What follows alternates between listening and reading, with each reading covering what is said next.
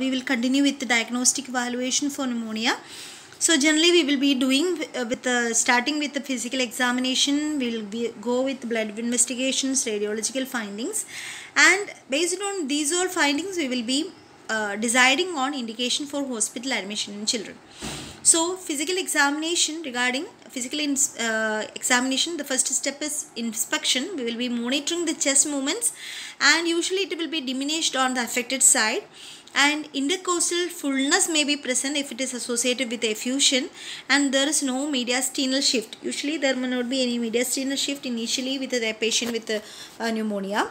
Next we will be going for palpation, and vocal fremitus is increased. Then percussion, impaired note is present on the affected site. Then auscultation we will be doing. Tubular bronchial breathing is present in the affected area, and whispering is also present. So auscultation also we will be seeing. And next is the laboratory investigations. Blood total count will be more than 15,000 to 20,000 with the predominant neutrophils, because already we know that there will be defense mechanism will be initiated. So as a part of that, total count will be increased. Identification of the organism by sputum examination can be done. Culture and sensitivity of sputum for pyogenic organism. Then isolation of a virus like RSV, influenza, parainfluenza, polymerase chain reaction. By polymerase chain reaction, the infected material can be obtained by bronchoscopy, bronchial lavage, lung aspiration, lung biopsy, etc. And radiological examination, usually we do. Complete lobar pneumonia is rare in infants and children. So bronchopneumonia is common. Bronchial obstruction and atelectasis frequently precede or accompanying the pneumonic obstruction. X-ray changes often lag behind the clinical findings, both at the onset of pneumonia and at the time of resolution. So usually when we are taking an X-ray, immediately when the signs and symptoms are appearing, the evidences may not be seen, because already we know that the person is developing through 4 stages. So to find a consolidation in chest X-ray, we have to wait up to red hepatization. So it may be seen after some time. And pleura is frequently affected. Pericardial effusion and emphysema are most often seen in Haemophilus influenza. So these all findings can be seen in radiological examination, and this is an example of upper lobar pneumonia. Management. So management, specific management, appropriate antibiotics to be used depending upon the culture and sensitivity. Staphylococcus, if it is there, cloxacillin 100 to 200 mg in 3 to 6 doses. Methicillin 200 to 400 mg in 3 to 4 doses. Pneumococcus, the drug of choice is penicillin 1 to 4 lakhs in 4 doses. Haemophilus influenza, if it is because of Haemophilus influenza, chloramphenicol 50 to 100 mg in 4 doses. Ampicillin 100 mg per kg per day. Cefotaxime 150 to 225 mg per kilogram in 3 doses, and ceftriaxone 80 to 100 mg in 1 to 2 doses. So these are the antibiotic treatments specifically for the specific organism which is involved in the pneumonia. And the symptomatic management may be required, like fever will be there, definitely fever will be there. Paracetamol in a divided dose of 50 mg per kilogram per day we have to administer. Hypoxia will be there for the child, so definitely we have to give oxygen supplementation for the patient, and plenty of oral fluids to be given, because the child will be with hyperventilation, so extra fluid loss will be there.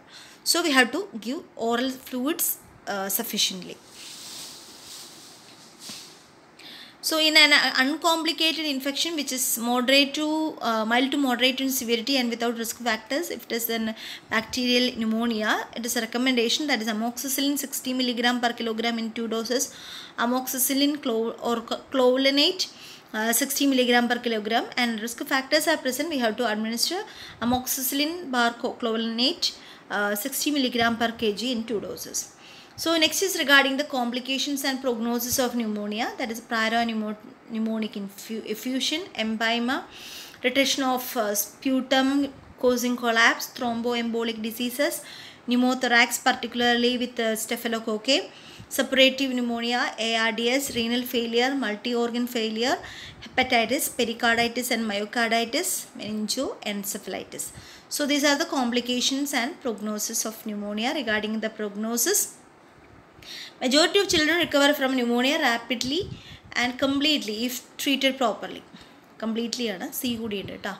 X-ray findings should return to normal within 6 to 8 weeks. So that is about the prognosis, but still some children are, if it is not treated, they are prone to get the fatality. Fatality is also increased, as we have discussed in the incidence part.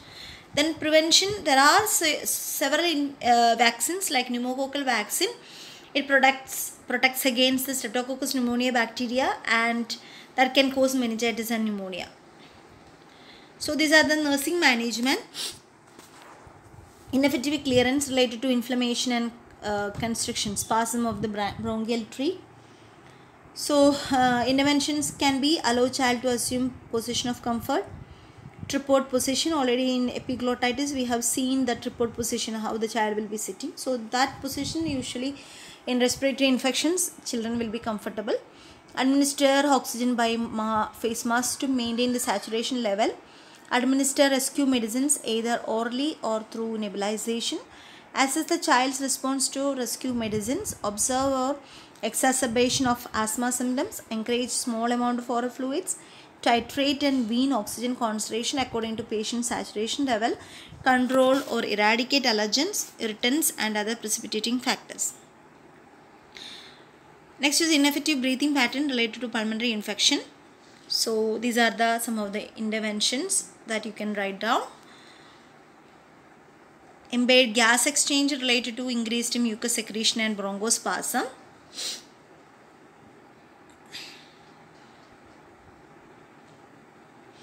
Risk for suffocation related to interaction between individuals and triggering factors.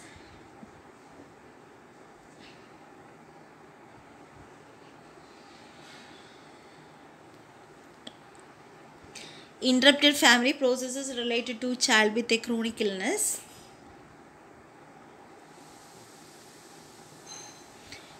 High risk for altered nutrition, less than body requirement related to pneumonia resulting in lack of appetite. Knowledge deficit related to disease condition and its treatment regimen.